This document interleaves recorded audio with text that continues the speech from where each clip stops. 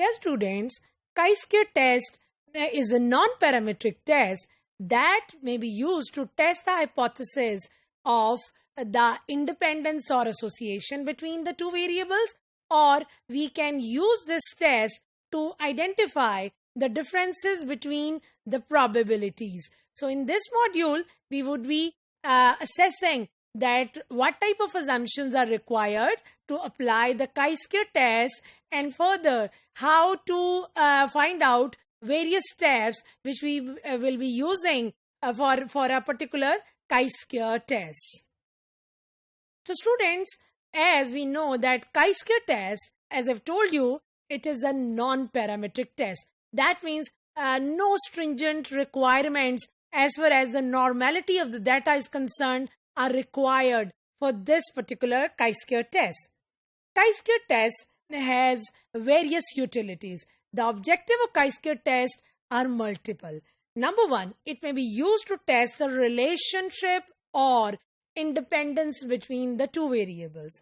Next, we can also use the chi-square test for testing the goodness of fit of the data. For example, if we have a data and we need to test that whether certain particular statistical distribution such as binomial or normal or any other distribution, whether that fits well on the data, so we will be using chi-square to test the goodness of fit of that distribution. And we can also use the chi-square test for testing the single variance. So students, the assumptions about the chi-square test are that the sample must be a random sample.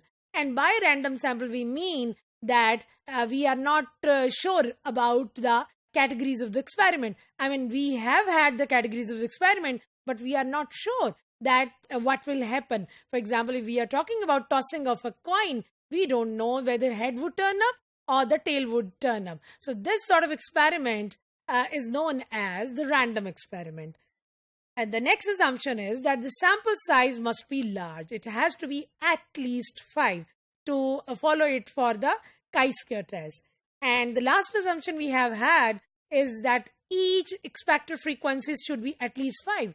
Even students, there are various school of thoughts. Some of the statisticians and some certain textbooks, they have stated that expected frequency has to be at least 10, whereas the others would report that it has to be at least 5, so that chi-square distribution may be applied onto certain data sets और वो आपको properly results report करके दे, approximations ना दे.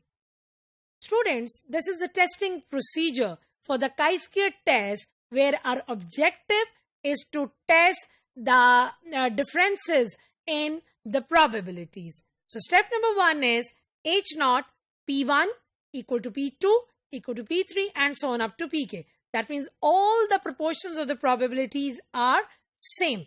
Whereas the alternative hypothesis is that at least 2 proportions are different. Then the next step is the level of significance, that is alpha.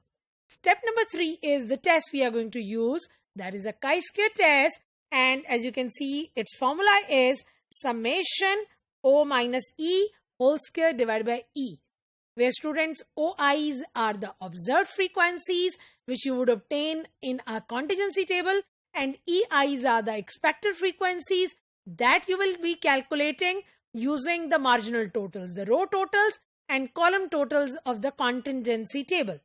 So the formula for the EI is being given. It is the total number in row I multiplied by the total number in column J divided by the grand total. So using this formula, you would be able to determine the expected frequencies. So students, इस formula में जब आपके पास contingency table होगा, observed values को उनके marginal totals को use करके आप expected frequencies निकालेंगे. उसके बाद O और E's के differences लेंगे, scaling over that column, dividing by the EI, summing over it, you will be able to determine the value of chi-square. So students, ये calculation आप contingency table के through करेंगे. Step number 5 में we need to determine the critical region, and as you know that critical region is the same as the rejection region. So we'll have to reject H0 if chi-square calculated is greater than the chi-square alpha R minus 1, C minus 1, where students, R is the rows and C stands for the columns. And in the last step, we would be comparing the calculated chi-square value with the tabulated chi-square value. And on the basis of that, we are going to reject or accept our null hypothesis. So students, in this module, we have learned that what are the basic objectives of a chi-square test and how we can use the chi-square test for testing the equality of several proportions.